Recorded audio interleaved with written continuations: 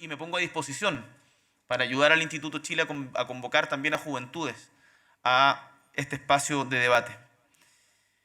Ahora, en periodos como los que hoy viven nuestros pueblos, se mezcla la ansiedad del cambio inmediato, la efervescencia, la expectativa, se mezcla la esperanza con el dolor, la desconfianza con el anhelo del diálogo y el encuentro.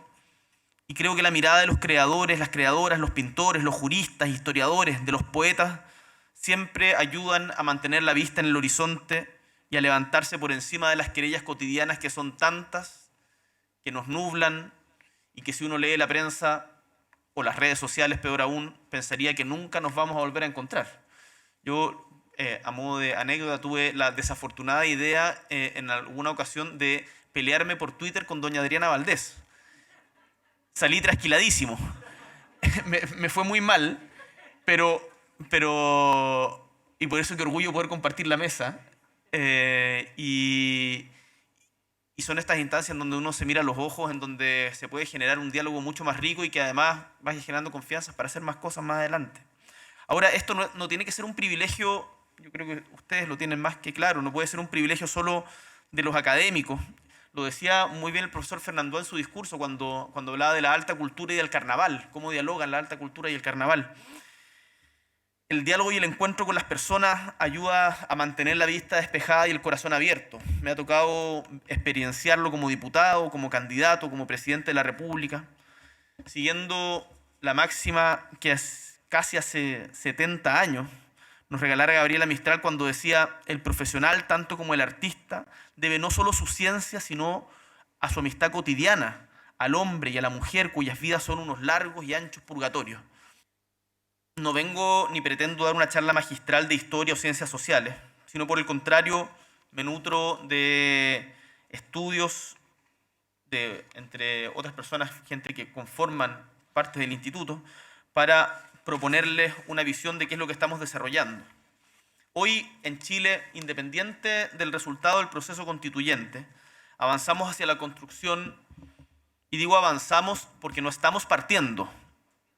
Las cosas, también aprendizaje, no parten de cero en un país.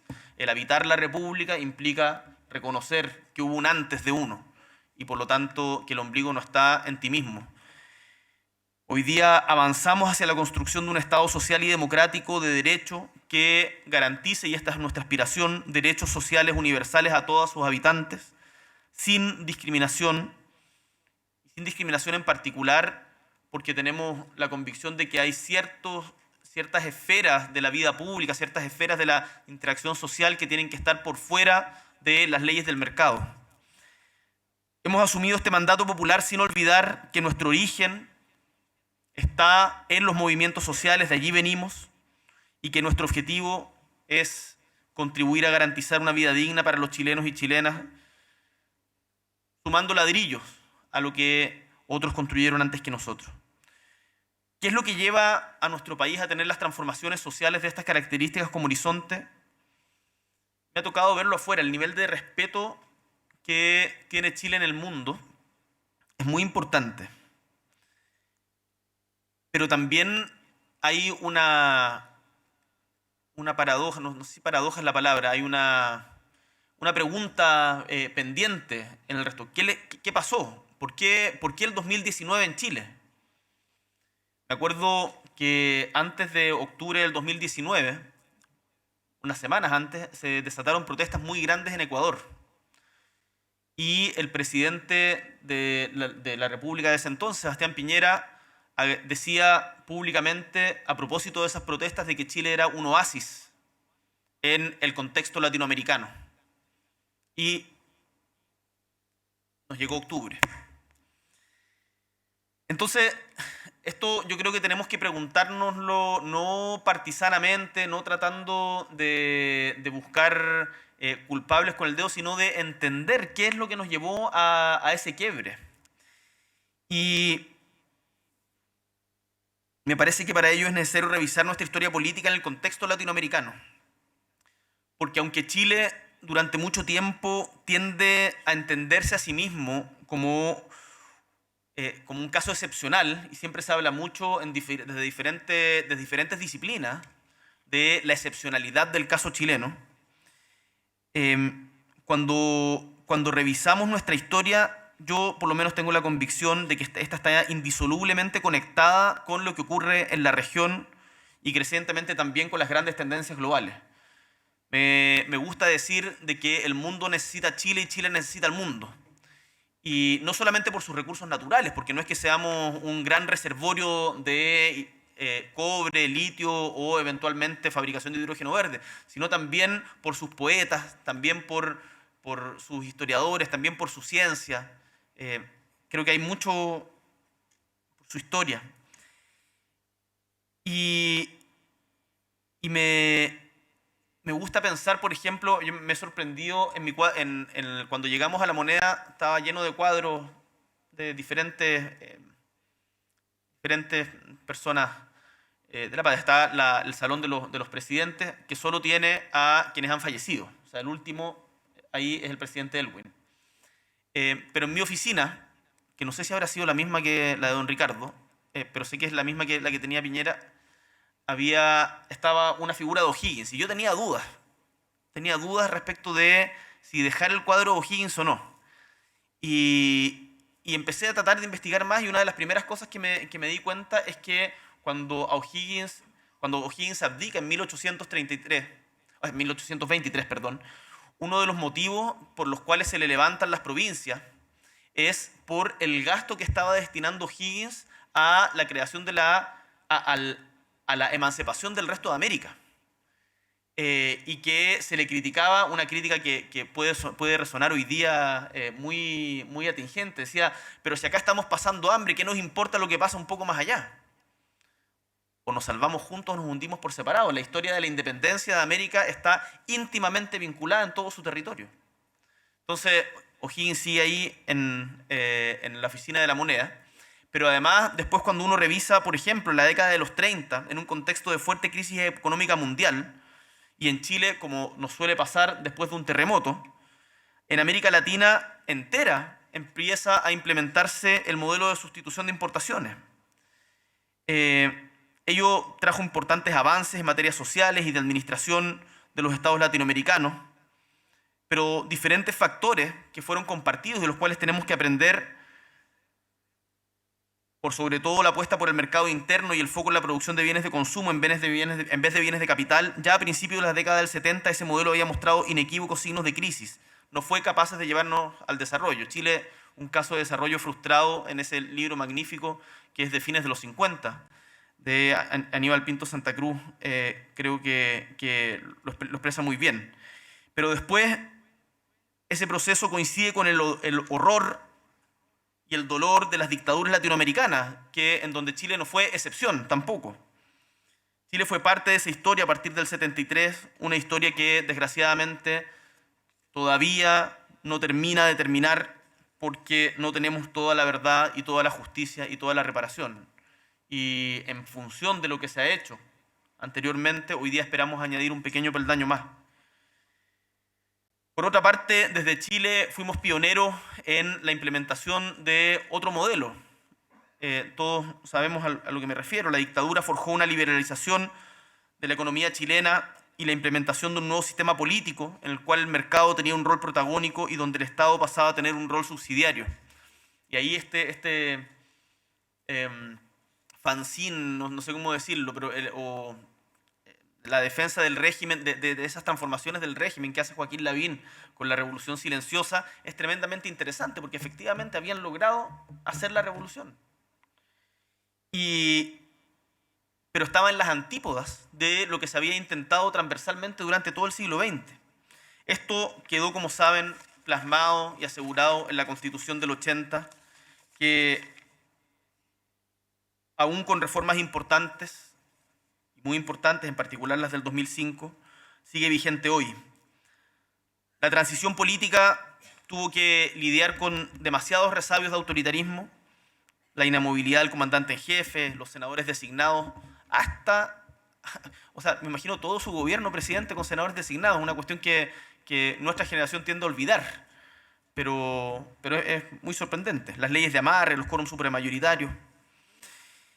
Y todo este ordenamiento jurídico significó, desde el punto de vista que nosotros lo vemos hoy día, la sobrerepresentación de los intereses de un sector político y dificultar la posibilidad de hacer cambios que sean sustantivos, que sean estructurales. Esta famosa frase de Jaime Guzmán cuando decía: la Constitución debe procurar que si llegan a gobernar los adversarios se vean constreñidos a seguir una acción no tan distinta a lo que uno mismo anhelaría. Difícil poder moverse con esa camisa de fuerza, pero sin embargo se movieron.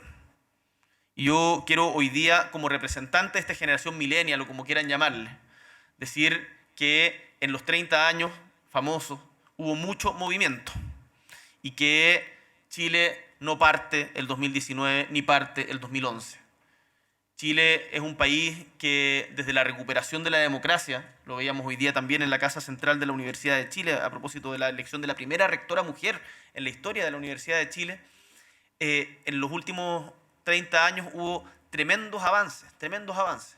Hemos retrocedido en algunas cosas. Yo siempre veo el índice de Gini del gobierno del presidente Lagos, que lo interesante cómo durante ese periodo logra bajar de manera muy sustantiva y después, por diferentes motivos, perdimos parte de eso que habíamos logrado. Pero la reducción de la pobreza, el acceso al consumo, la ampliación de la matrícula, o sea, son cuestiones que nadie en su sano juicio pudiera decir esto estuvo mal. Se hicieron de formas que quizás a algunos nos hubiese gustado que sean de otra manera. Pero el problema, creemos, es que se fue asentando y se fue normalizando una crisis de representación cada vez más grande. Los políticos, los partidos políticos, dejaron de ser efectivos intermediadores entre la mayoría de la sociedad y las políticas públicas. Recuerdo una encuesta muy brutal. La gracia de la CEP es que uno la puede seguir en el tiempo. Y la CEP tiene una de las primeras CEP de 1990 decía algo así, no recuerdo exactamente los números, entonces esto tómenlo con beneficio de inventario, pero era algo así las magnitudes. Identificación con partido político, democracia cristiana, 40%. El 40% de los chilenos se identificaba en 1990 con la democracia cristiana. Y después con el resto, cifras menores, pero significativas. Hoy día, yo no sé si más de un 3, 5, no creo que más de un 5% se identifique con cualquier actor del sistema político. ¿Y cuál es el problema detrás de ese problema, detrás de esta crisis de legitimidad de los partidos? Es que, ¿cuál es la respuesta? El individualismo. Porque en la medida en que no se constituyen tampoco, y esto lo hemos visto de alguna manera en la convención, espacios permanentes de articulación política, espacios permanentes de diálogo, al final cada uno es un universo. Y por lo tanto el Chile que yo espero es el reflejo de mi espejo. Y si no me lo cumplen, hay de quien se cruza enfrente mío. Y ahí yo creo que hay un problema grande. La acción política requiere de renuncia a algún nivel de la autonomía personal. Y ahí es algo que creo que el fortalecimiento de las instituciones es una cuestión que no es pop, que no está dentro de las primeras preocupaciones ciudadanas, pero que debiera ser en la política parte de nuestras preocupaciones prioritarias. Y ahí hemos cometido errores.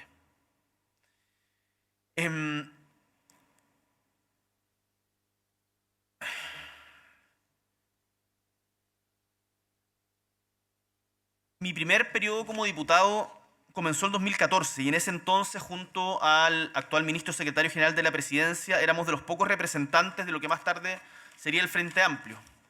En ese momento nos trataban como unos outsiders muy desagradables. Éramos muy resistidos y nosotros contribuíamos también a fomentar esa imagen. Pero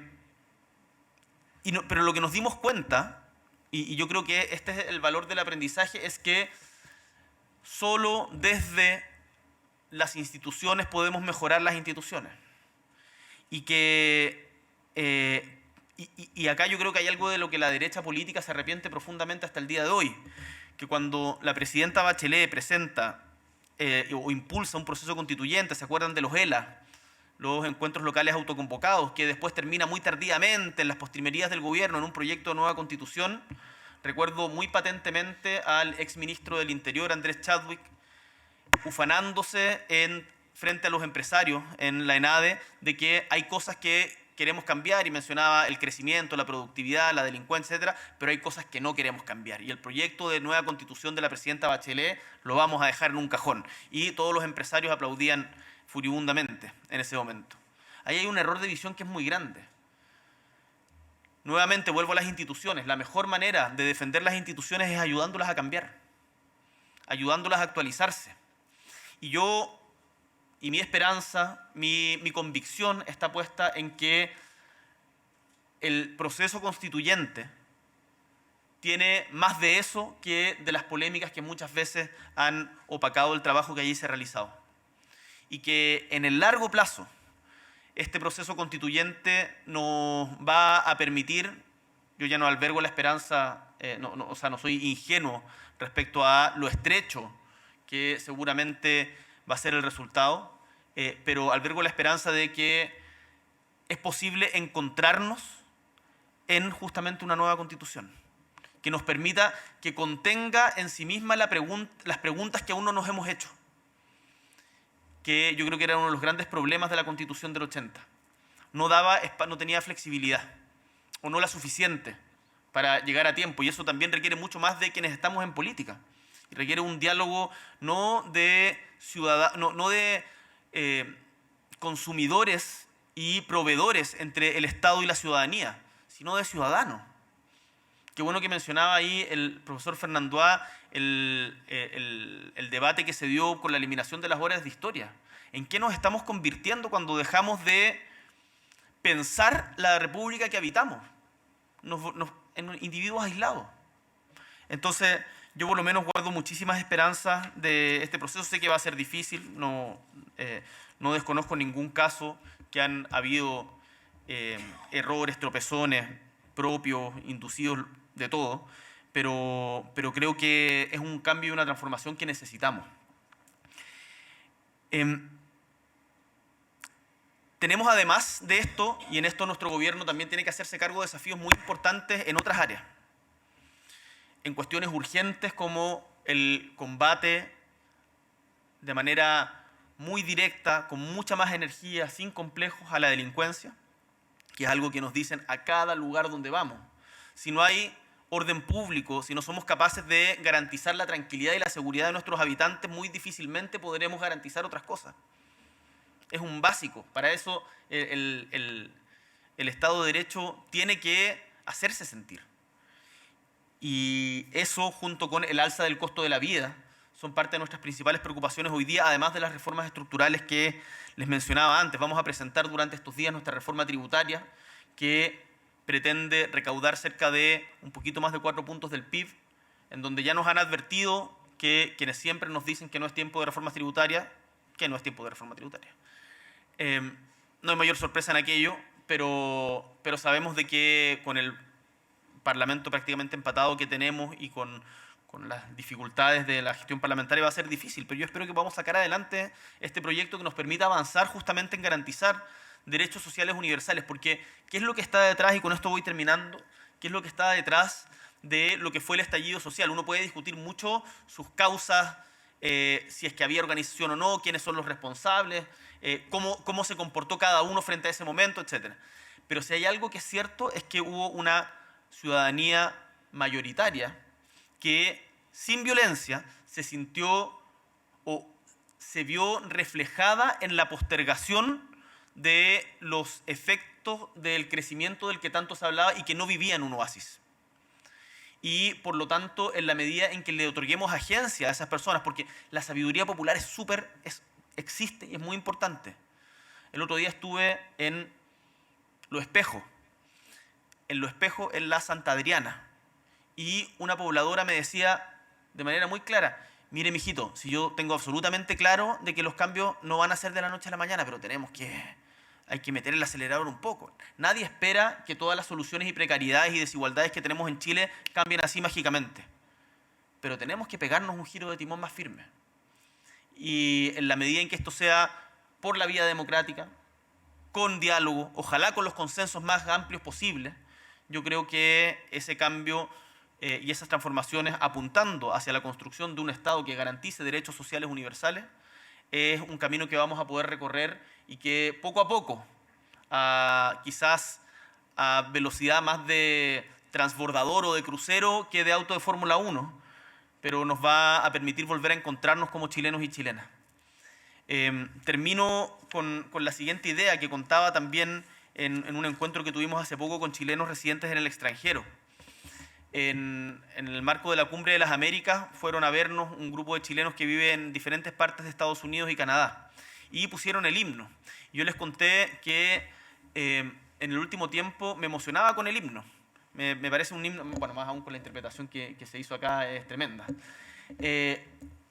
Bueno, ustedes seguramente acá saben, pero el himno tiene cerca de 10 estrofas, creo.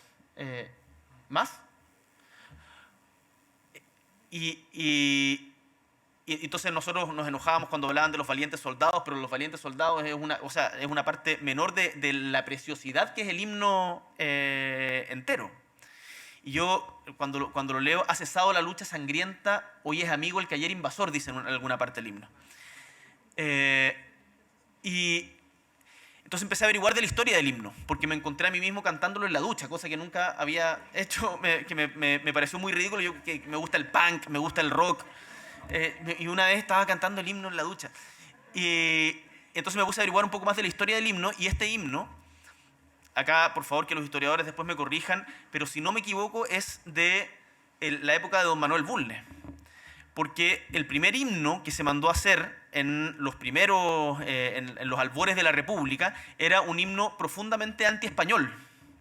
Y durante mucho tiempo, cuando se instala este de Ramón Carnicer con Eusebio Lillo, que reemplaza al anterior, el pueblo, en las chinganas o donde sea, alegaba: queremos el himno viejo, no vamos a cantar este himno.